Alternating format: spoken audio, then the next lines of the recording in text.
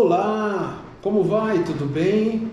Hoje é o nosso terceiro podcast, é o Pode Ver, né? Mandaram já botar aqui o V de Vendrame. E hoje nós vamos falar sobre um assunto extremamente importante que é a ergonomia, né? A ergonomia que é tão mistificada, cheia de conceitos difíceis, né? Transformar a ergonomia em algo assim impossível de ser feito. E eu vou até citar isso porque foi recente. Eu estava ontem no julgamento do Prêmio Proteção e apareceu um trabalho falando de ergonomia por meio da inteligência artificial, e foi o grande ganhador aí do prêmio, né? Eu achei muito interessante, realmente. É a evolução natural que a gente está tendo nos grandes ramos de conhecimento aí, que pode transformar, né, a ergonomia também. Bom, e hoje aqui nós estamos com o nosso convidado, que vai se apresentar para vocês, é o Wesley, nosso supervisor da área de engenharia de segurança, e ele vai falar pessoalmente aí quais são as credenciais dele para estar hoje aqui falando conosco sobre essa grande questão chamada ergonomia. Fica à vontade, Wesley, o microfone é seu. Olá, tudo bom a todos? Obrigado, Vendrame, pela oportunidade, pelo convite. Estou na área de segurança há um pouco mais de 10 anos, só que na Vendrame são 7 anos. Sou formado em técnico de segurança do trabalho. Agora, recentemente, me especializei na área de ergonomia, após a conclusão na área de engenharia ambiental. E se tudo der certo, ano que vem eu estou me formando também na área de engenharia de segurança do trabalho. Tá? A ergonomia foi algo que me cativou, principalmente quando eu era de campo, na qual eu fazia as coletas, né? Eu fazia todas as avaliações, né, ambientais, as entrevistas com o colaborador, gravava vídeo, né? Então é algo que me chamou a atenção, né? E me fez me aprofundar um pouquinho, né, nessa parte da ergonomia. É isso aí, Wesley. Vamos lá, vamos em frente então, que todo mundo quer ver as perguntas, né? E vamos começar das mais fáceis para as mais difíceis. Eu não sei se essa é uma pergunta fácil, apesar dela ser ingênua, mas em ergonomia ela é bastante difícil, que é exatamente o que é ergonomia, né? Então, a ergonomia, ela nada mais é do que um estudo, né, da relação entre homem e máquina, homem e posto de trabalho, né? Ela tem a função, né, de estar adaptando, né, o ambiente, o maquinário, as ferramentas, a forma de como o trabalhador faz as atividades dele com o próprio funcionário, né, e nunca ao contrário, né? A gente não foca em estar realizando uma entrevista, contratando uma pessoa com base naquilo que está sendo realizado, né? Sempre ao contrário, a gente adapta aquela situação à pessoa que foi contratada. Né, isso a gente leva em consideração os fatores cognitivos, né, principalmente a parte mental da pessoa, fator físico, né, biomecânica, osteomuscular, e a parte organizacional, né, a própria empresa, né, a empresa precisa ter esse conceito de ergonomia dentro dela, né, até para a questão de programação, metas, né, então tudo isso envolve a parte organizacional da empresa. Eu até penso que a ergonomia ela deveria ser tratada como um conceito praticável, né? A gente precisa ter a prática, então toda empresa precisa praticar ergonomia, né, de forma ininterrupta, né? Então é algo contínuo, né? A gente precisa sempre estar praticando ergonomia dentro da empresa. Vocês viram? De tudo mais importante que ele falou é que a ergonomia é a adaptação do trabalho ao homem e não o inverso. Exatamente. Né? No passado tinha um botão lá 2 metros de altura e eu buscar lá o alemão para fazer, o cara, né, o cara magro, esguio, que tinha altura lá para apertar o botão. Hoje não. Hoje ele desce o botão e deixa qualquer um apertar o botão e acabou. Isso é o evolução mais importante que tem dentro da nossa área. E eu já disse que essa área ela é assim bastante controversa quanto aos conhecimentos, né? O que a gente vê não só na área de ergonomia, mas na área de segurança do trabalho, muita gente que não é do segmento, que não tem formação, ele fica lá xeretando, né, dando pitaco, querendo fazer, né? O cara estuda economia e quer fazer ergonomia. O cara faz qualquer outra pedagogia, depois quer fazer higiene do trabalho.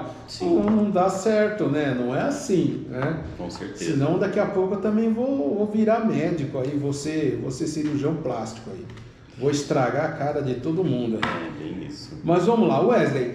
Quem, na verdade, pode fazer uma análise ergonômica? Quem é o profissional que pode exercer a ergonomia? Essa, como o senhor falou, essa pergunta ela vai torcer, né, o nariz de muita gente, né, de outras áreas, mas basicamente precisa ser uma pessoa especializada na área, uma pessoa que tenha conhecimento, principalmente na parte biomecânica, né, em anatomia e nas ferramentas ergonômicas, né? A gente sabe que hoje existem vários tipos de ferramentas, cada ferramenta tem a sua função, né, para determinada atividade, né? E então a pessoa precisa ter esse conhecimento, essa qualificação para poder estar elaborando uma análise ergonômica. Hoje a ergonomia ainda ela não é vista, ela não tem um CBO, né? Então o Ministério do Trabalho e Emprego ainda não é reconhecido essa categoria ergonomia, né? Mas, né, provavelmente a gente vai ter algum tipo de mudança. Eu até vi uma carta feita pela Lucimara, que é presidente da ABERGO, né, Associação Brasileira de Ergonomia. Eu estava com a Lucimara ontem no Prêmio Proteção também, ela estava participando lá. Isso, então lá na carta está escrito que houve-se um congresso em 2022, né, na qual foi feito essa aprovação do MTE para, neste ano, talvez a gente já vai ter, né, o CBO para a categoria de ergonomia. É tudo uma questão de tempo, né? O higienista também foi assim, hoje está reconhecido, então... e a gente precisa também pensar não só em reconhecer como categoria profissional, mas também como componente do SESMIT, né? Porque o SESMIT continua algo estático e que só pode ter técnico, médico, engenheiro, enfermeiro. Está na hora de começar a abrir essa coisa para o higienista, para o ergonomista, para o bombeiro, para outros profissionais. Aliás, essa denominação engenheiro de segurança é coisa de Brasil. Porque no mundo inteiro não existe. Nos Estados Unidos, cadê o safety engineer? Isso não existe. O que existe lá são ergonomistas, são higienistas, pessoal certificado, que mantém a certificação e que pode trabalhar, né? Então, é questão de mudar a cabeça, né? Mas você vê, até hoje, por exemplo, a engenharia de segurança continua sendo a nível de pós-graduação e não graduação. Quer dizer, essa legislação está há muito tempo, já tem gente formada na área de engenharia de segurança a nível de graduação que não consegue, né, regularizar a sua situação. Então, é preciso realmente dos nossos deputados, né, ter a conscientização, né, dar alguma ajuda aí nesse sentido. Bom, vamos lá para a pergunta número 3, né? Qual é a hora de fazer uma intervenção ergonômica numa empresa? Qual é o momento ideal?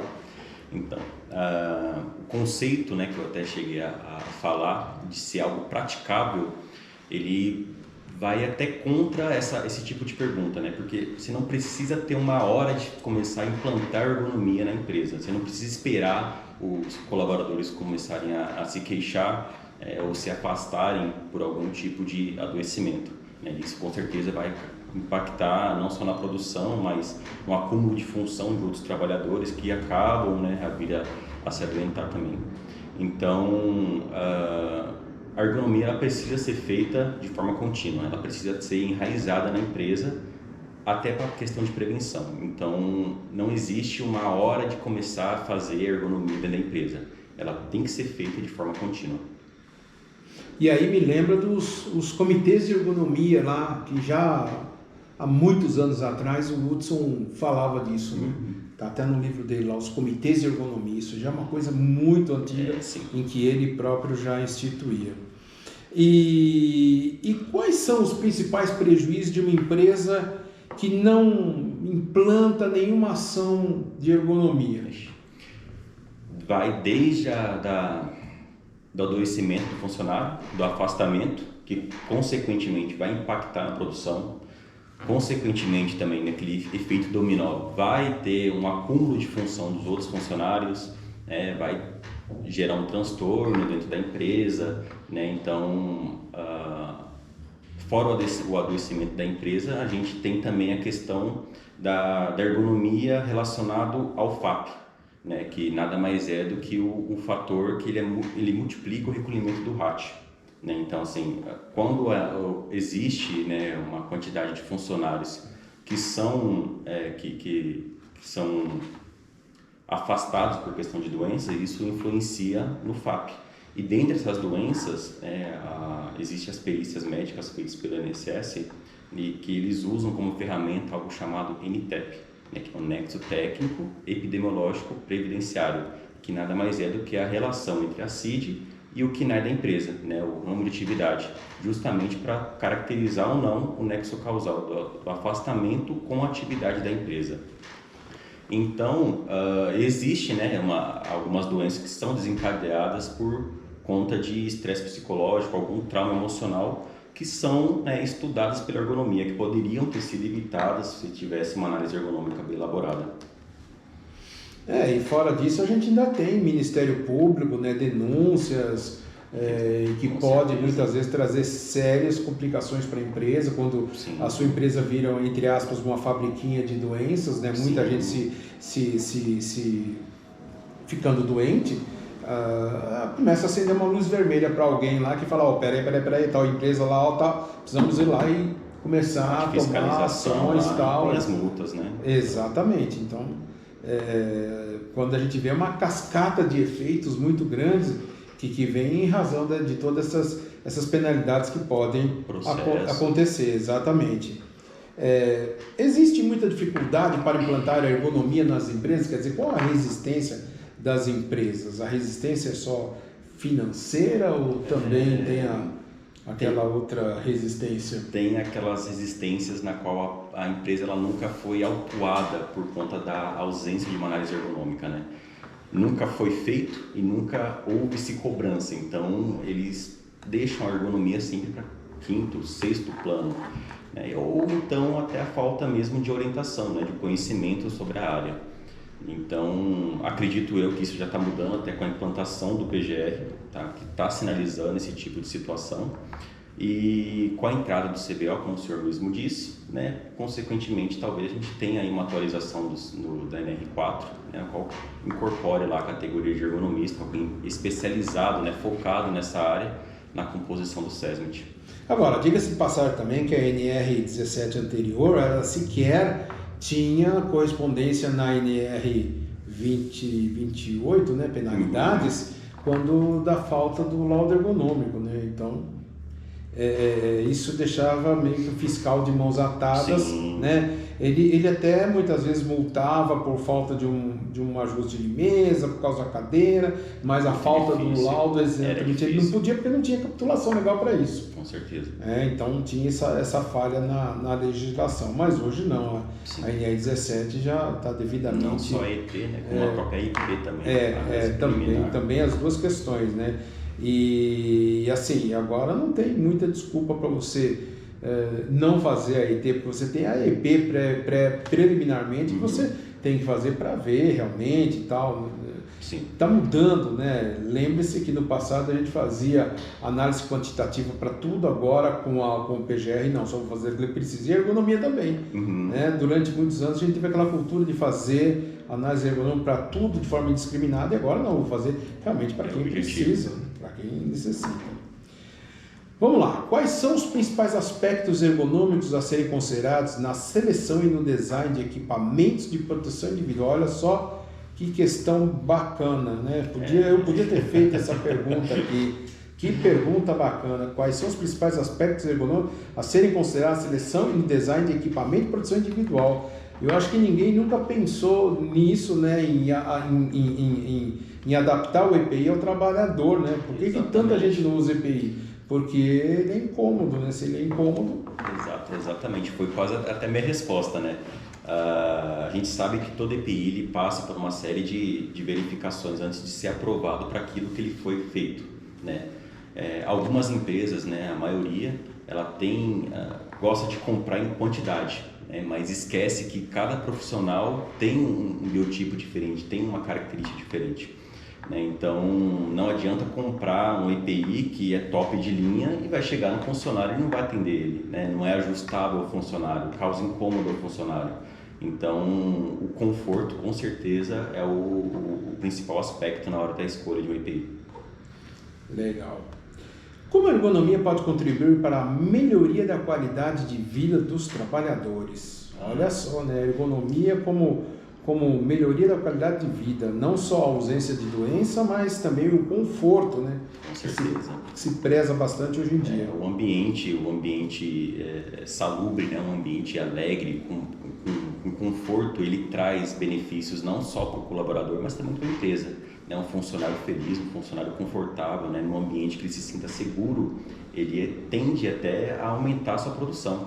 Então, se a gente for ver por esse lado, não só do funcionário, a empresa acaba ganhando também, trazendo um ambiente confortável, fazendo com que o funcionário ele se sinta acolhido pela empresa, que a empresa está fazendo alguma coisa para evitar com que ele adoeça, com que ele volte para a casa dele do mesmo jeito que ele chegou, ou até melhor, né, na empresa. Quando você fala em setor alegre, você está falando em trazer o patati patatá dentro da empresa ou não? Não, um setor confortável, né? Um setor na qual o funcionário ele não fique irritado, incomodado, né, com a situação, porque a gente sabe que a ergonomia ela analisa a parte cognitiva, né? A mentalidade da pessoa. O ser humano é um acúmulo de emoções, né? Então a gente tem que saber lidar com isso, né? As pessoas, hierarquia principalmente, a gente precisa ter líderes dentro da empresa que ajudem, né, a implantar, a controlar essa parte cognitiva da ergonomia. É porque é tudo integrado, né? Não adianta você ter um excelente ambiente físico bem feito, sim, com a cor adequada, com a temperatura adequada, com o ruído adequado, se você tem pressão de chefia, se você tem... de metas, cobranças extrapoladas, então... Foi o que aconteceu no passado com os bancos, né? Que tanto se falava do adoecimento bancário e tal. Hoje, muito mais evoluído nesse sentido, mas eu me lembro que na década de 90 se falava muito disso, muito explorada essa questão, e dentro da ergonomia aí de cognição, né? Os agentes da organização do trabalho. Sim, estão muito atrelados, né? Tanto a organizacional quanto a cognitiva, né? Eu me lembro que uma vez eu caí da besteira e falei com a médica, não, a organização do trabalho são os agentes invisíveis. Ela foi invisível para você, eu enxergo muito bem. Muito bem eu enxergo esses agentes aí. Quais são os princípios ergonômicos relevantes na concepção de ambientes de trabalho para pessoas com deficiência ou mobilidade reduzida? Olha, pensar em ergonomia para os PDVs, né, que chama, né? PCDs, PDV é outra coisa. PCDs. A gente tem que analisar cada caso, né, cada situação é feita um tipo de medida. Mas dentre elas pode ser a implantação de uma rampa, de um corrimão, uma sinalização tátil, uma sinalização visual. Então é sim possível tá trazendo esse grupo, né, o PCD, para a parte da análise ergonômica, justamente para a gente poder estar analisando, né, e modelando o ambiente para poder atender, ter acessibilidade a esse grupo, né?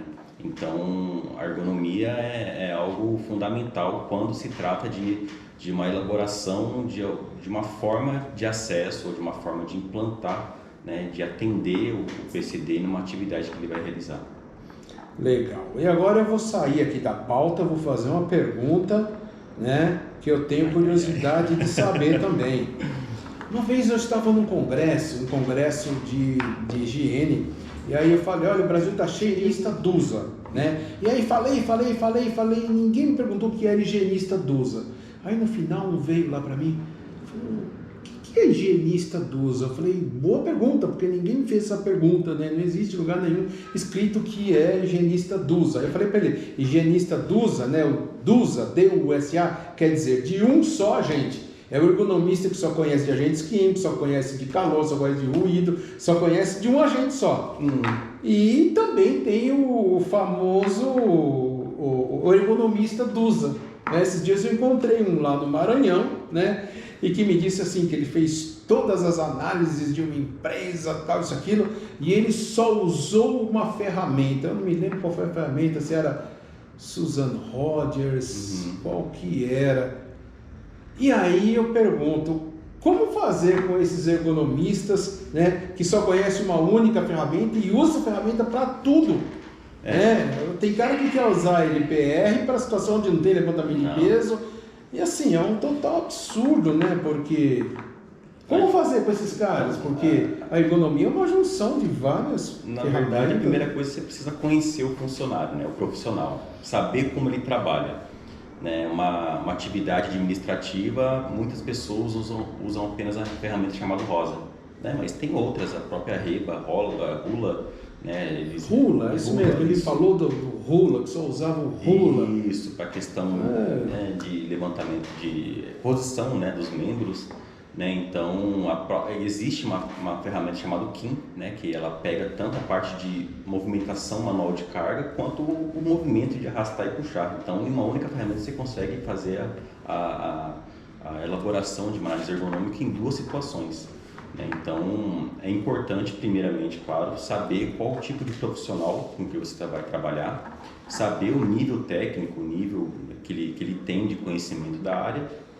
E, né, claro, se puder, se você tiver um pouquinho de conhecimento ou curiosidade, pesquisa na internet rapidinho lá e faz umas perguntinhas para ele lá, mas qual tipo de ferramenta que você utiliza nesse tipo de situação, nesse tipo de situação, que ele vai te falar, com certeza ele vai te falar. Mas certamente não dá para usar uma ferramenta para tudo, né? Ninguém consegue fazer... Né, analisar uma empresa inteira usando uma só ferramenta, isso é absurdo, né? Não existem ferramentas e ferramentas que são utilizadas em determinadas situações, né? Uma às vezes não pode servir para outra, nessa você procura uma que atenda aquela situação. É por isso que a pós-graduação dura?